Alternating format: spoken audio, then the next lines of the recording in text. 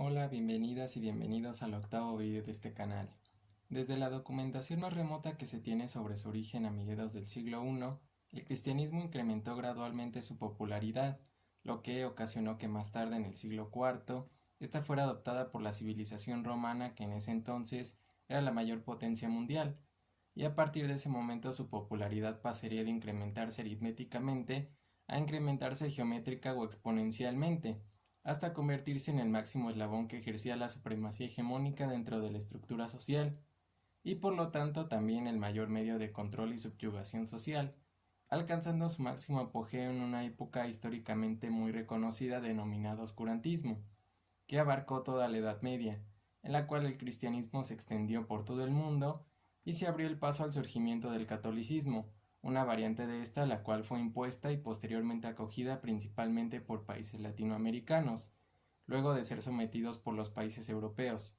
Durante esta época prácticamente cualquier cosa que dijera la Iglesia cristiana era impuesta ante los ojos de la sociedad como un dogma incuestionable e irrefutable, y aquellos que se atrevían a desafiar estos dogmas eran sometidos a procedimientos de castigo y tortura verdaderamente infames, regulados por la Santa Inquisición. Está de más decir aparte que en este periodo no existe un progreso en ningún ámbito con excepción quizá un poco del área artística, pero la ciencia, la política, la economía, la cultura y la sociedad, lejos de tener un progreso, tuvieron incluso un retroceso, precisamente como consecuencia de la absurda imposición de estos dogmas, que impidieron la entrada de nuevas formas de pensar o nuevas invenciones que pudieran mejorar el mundo. Afortunadamente del siglo XV al siglo XVI surgió una sublevación implícita que dio origen a otra etapa histórica muy característica e importante, que fue el Renacimiento, que logró abolir gran parte de las ideologías retrógradas de la religión cristiana. Sin embargo, no lo hizo por completo, pues a pesar de que ya no se doblegaba a quienes no siguieran o pensaran de manera distinta a los ideales de la Iglesia, la religión seguía poseyendo un papel muy importante en la toma de decisiones políticas y económicas de muchos países. En México no fue hasta muchos siglos después cuando la Iglesia se terminó de separar completamente de los asuntos políticos y económicos, concretamente en el año 1929, cuando triunfó y se consumó la Guerra Cristera, la cual buscaba justamente la limitación absoluta de la Iglesia en la vida pública. Como era lógico, solo se consiguió que la Iglesia no interviniera en la materia política y económica del país, pero no que se extinguiera de asuntos sociales y culturales, pues ésta ya formaba parte de manera arraigada a la idiosincrasia de ser mexicano. Sin embargo, este desapego a la política y economía, aunado a la llegada de maneras más abiertas de pensar, ha fomentado un paulatino decaimiento al seguimiento del catolicismo, que se ha hecho notorio en las últimas generaciones, tanto que algunas investigaciones en base a estadísticas prevén que es muy probable que para el año 2050 la religión cristiana se sitúe en un estado crítico al grado de desaparecer, y junto con ella, por obvias razones, toda la comunidad eclesiástica, así como sus aposentos del Vaticano, por ejemplo, y todas sus parroquias o establecimientos a nivel mundial, lo cual puede ser positivo visto desde una perspectiva progresista para la humanidad,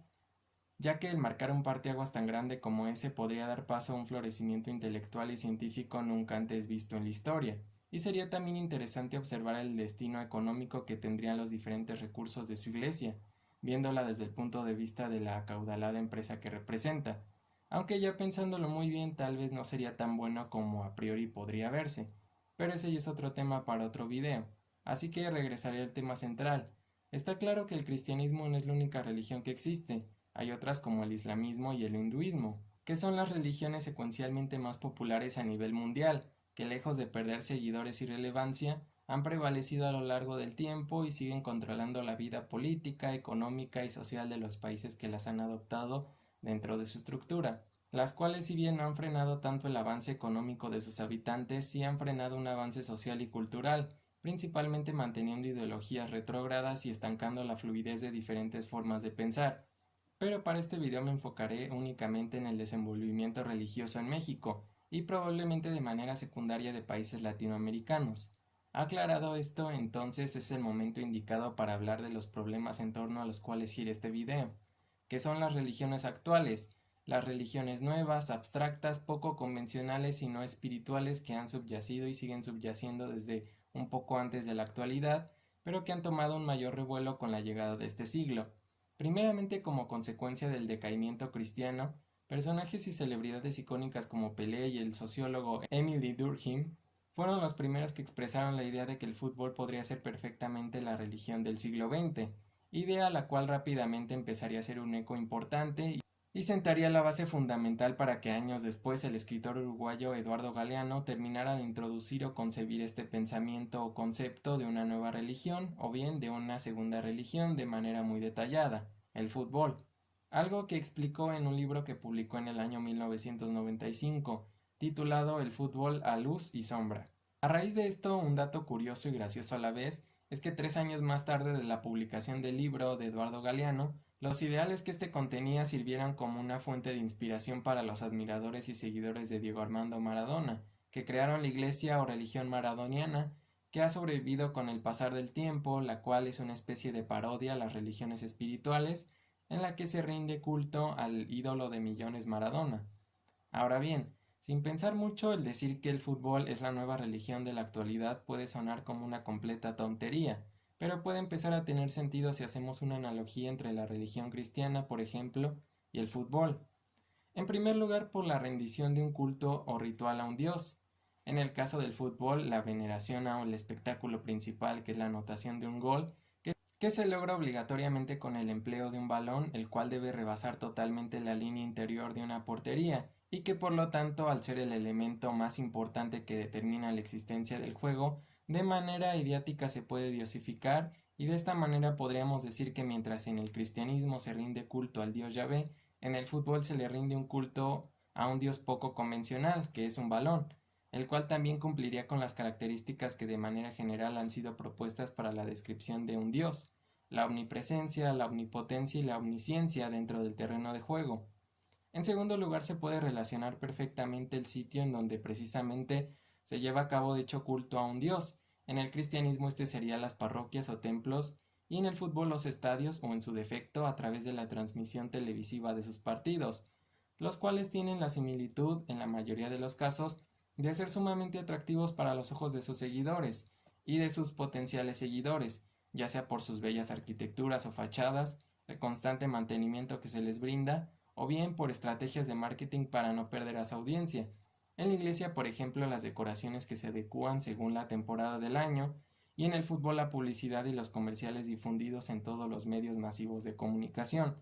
En tercer lugar, bastante ligado con lo anterior, son los diferentes medios que utilizan para obtener una ganancia extra que suma aún más a la ya de por sí ganancia, que generan con la asistencia de las personas para presenciar el espectáculo que ofrecen. En la iglesia, por ejemplo, además de las limosnas, se llevan a cabo constantemente colectas y contribuciones voluntarias adicionales para el mejoramiento de su instalación. Se venden productos de diferente índole fuera de ella, o incluso se llegan a montar ferias. Y en el caso del fútbol se vende alcohol dentro de los estadios, todos los equipos reciben una cantidad considerable de dinero por los patrocinios de las marcas y por las televisoras que emiten sus partidos, e incluso los mismos aficionados que portan la camiseta del equipo que apoyan sirven como medio de publicidad para que los clubes mantengan satisfechas a las marcas para su óptima publicidad. Con todo lo anterior queda claro que en definitiva es innegable que ambas corporaciones son unas grandiosas empresas por naturaleza. Y ya por último punto, el cual es sin duda el más polémico, pero también el que da un argumento sólido mayor para dejar por sentado que el fútbol es una religión, es que ambas funcionan como medio de control y enajenación social, ya que mantienen a la gente entretenida y en ocasiones prácticamente atada sin escapatoria a su espectáculo, cuando ésta ya se convierte en una adicción enfermiza, ocasionando que éstas ignoren de manera general casi todos los sucesos que se suscitan a su alrededor,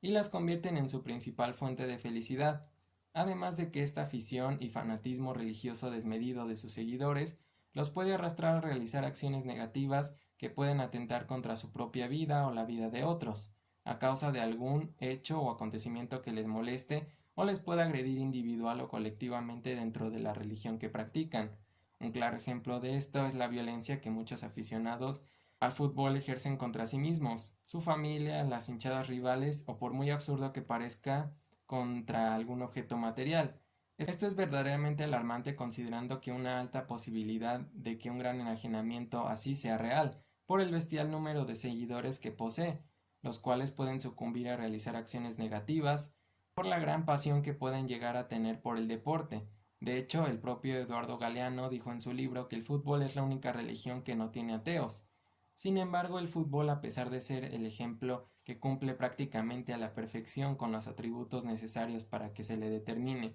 como una religión, no es el único ejemplo, pues en años más recientes se ha venido hablando de que la política de igual forma podría ser una nueva religión, debido a que si bien no cumple con las 4 características para que se le considere como una religión como sí lo hace el fútbol, los políticos sí diosifican la obtención del poder, y más que su obtención, su ejercimiento, y en el otro extremo un gran porcentaje de la población diosifica a los partidos políticos de su predilección, apoyándolos de manera incondicional casi como un equipo de fútbol, y conflictuándose con todos aquellos que sean partidarios de otros partidos políticos, incluso sin informarse sobre sus propuestas políticas, por las cuales pueden verse tal vez hasta afectados, lo que obviamente potencia un preocupante problema social que ya nos involucra a todos. Y el ver que la política se considere una religión hace darnos cuenta de que en realidad cualquier cosa, actividad o profesión se puede convertir en una religión fácilmente por el convencionalismo de un grupo de personas, incluso si éste es reducido. Y de hecho cada uno de nosotros podríamos crear o determinar una religión propia que únicamente nosotros sigamos. Puede ser, por ejemplo, algún otro deporte como el béisbol, el básquetbol o hasta el ciclismo, en el que se diosificaría el balón y la bicicleta respectivamente. Tal vez el hábito de la lectura, el ejercicio, el trabajo duro, la flojera o la escuela, en el que se podría diosificar un 10 de calificación, o quizá hasta la astrología, que durante los últimos meses ha ganado un auge enorme, en el que se diosificaría la personalidad y la suerte en base a un signo zodiacal. O tal vez incluso seguir fielmente a un sinfín de este tipo de religiones sin que seamos conscientes de ello. Ahora es importante dejar en claro que en realidad no es malo que existan las religiones y por ende tampoco seguirlas si realmente nos aportan algo a nuestra vida. De hecho, en el mundo en el que vivimos, en el que frecuentemente estamos expensas de que nos ocurra cualquier clase de miseria, considero que refugiarse en la creencia de algo es bueno, puede dar un poco de aliento y esperanza, pero sí creo que debemos ser autocríticos y evaluar objetivamente si en este preciso momento el fanatismo a una religión espiritual o abstracta está corrompiendo nuestra vida, ya sea individual o colectivamente. Espero que te haya gustado el video y no olvides dejar tu opinión en los comentarios. Adiós.